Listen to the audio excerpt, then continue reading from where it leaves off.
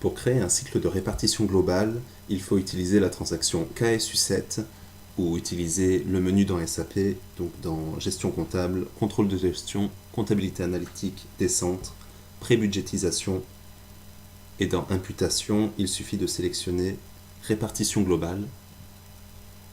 On double-clique sur répartition globale et ça va nous amener dans une nouvelle fenêtre où il va falloir sélectionner autre fonction, cycle et créer.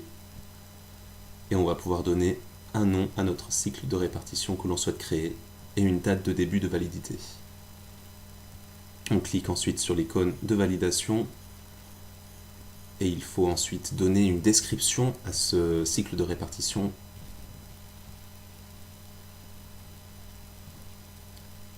Et on cliquera ensuite sur rattacher segment pour lui rattacher le premier segment.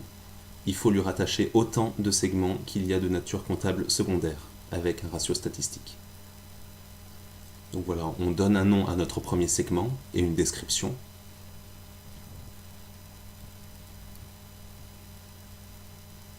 Donc ici, le nom du segment correspond au centre de coût émetteur. On renseigne le ratio statistique correspondant. Et on paramètre ensuite dans cet onglet selon nos besoins.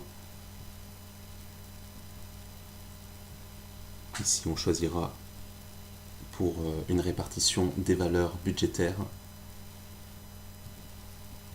Ensuite, dans les autres onglets, il va falloir sélectionner l'onglet émetteur-récepteur,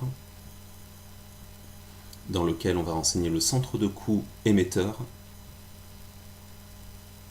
dans lequel sont les valeurs budgétaires, et le groupe de centres de coût récepteurs dans lequel il va falloir les déverser.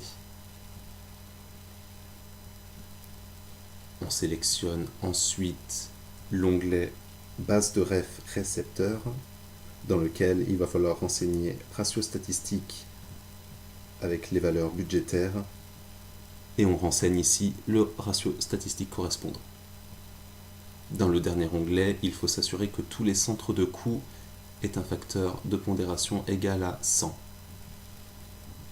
Et on peut enregistrer pour sauvegarder notre premier segment créé.